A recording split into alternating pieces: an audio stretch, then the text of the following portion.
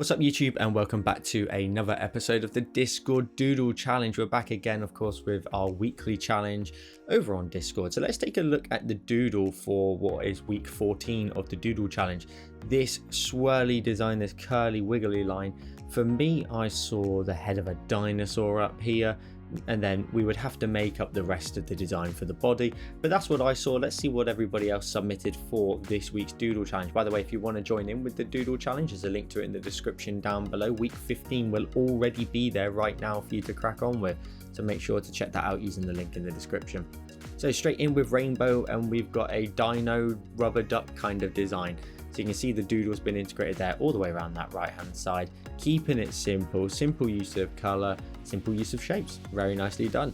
Strong Bird is up next. This is awesome. Look at how cool this is from like a child's book illustration style design. Very cool work. I love it. I want to know what it's looking at. Maybe for next week's doodle you can try and integrate the doodle as the second part of this design, so it's like a two-parter maybe.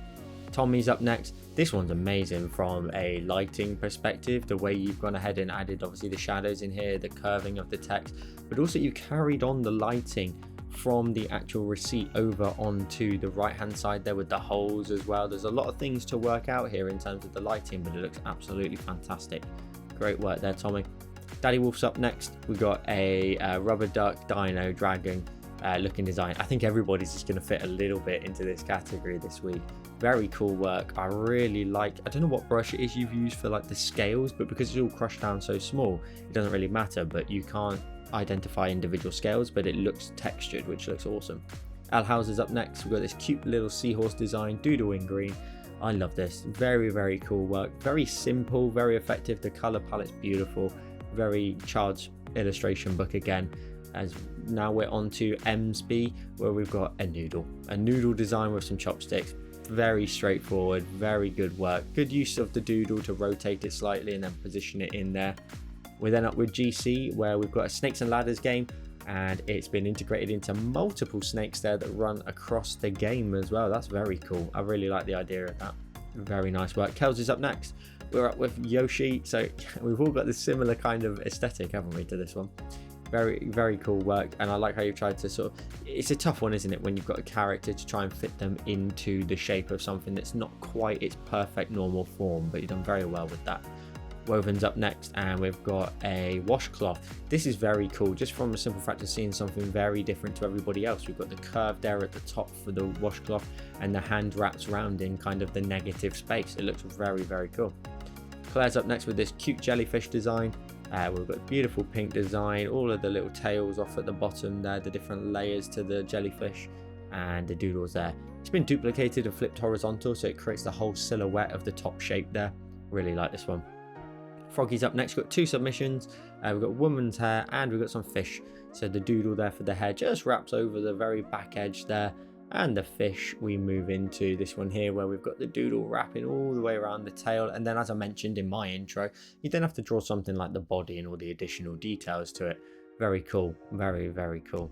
Moving on, Irina's up next. We got a broken heart design, and the two shapes there use the doodle to put on either side, and then you've created that pattern in the background as well. I really like this from the fact that you've got the pattern running in the background as well. Also, the 3D element to the lighting is very cool. I think based on where your shadow is, I think that bottom edge there would need to be brighter based on the lighting source, seeing as it's such a heavy shadow at the top. Just something, it's very, sometimes you can always lose certain details with lighting. It's just very easily done to continuously like look across the whole design. This is based off of my my stained glass design, and we've got this interesting shape. What's the description of this one? A Tiffany lamp somewhere, and there's a mess up in the layers, but it doesn't really matter because it looks absolutely awesome. You flipped it, duplicated it, and then you've then seen the two different shapes on either side, which makes up the full body of the vase. Really cool work. I loved this style of this stained glass tutorial that I made. I really liked how it turned out. It can be used for so many things as well. We've got a fish design again, doodle in red, and we've got the fish there, main body, and it looks like you've duplicated the fish as well. Keeping it simple, really like the look of it. And finally, we've got Milo with a hot cup of tea, where we've got the steam coming up and out. The actual cup here is really well done. really good lighting. It's like it's been backlit and also side lit at the same time. Really awesome. Guys, it's at this point of the video where I pick my favorite 3, not necessarily the best 3, but my favorite 3, the 3 that I enjoy the most from today's design. Make sure to let me know in the comments down below who your favorite 3 would be. And in third place, I'm going to go with Woven Pixel and their cloth design. Just a really interesting look at how you did it, just in terms of, again, the negative space of the hand. Really great work. In second place, I'm going to go with El Hauser and their cute little seahorse design. I really love the palette of this one. Very, very pretty work. And first place for me this week, I'm going to go with Strongbird and their rubber duck dino combination design. Very cool work. I just love the style of this one. Very kids book. Guys, thank you so much for watching. I hope you enjoyed another episode of the Discord Doodle Challenge. As always, there's a link to the Discord in the description down below. Week 15 is now ready for you guys to participate with, so make sure to check that out using the link in the description down below, and I'll see you in the next one.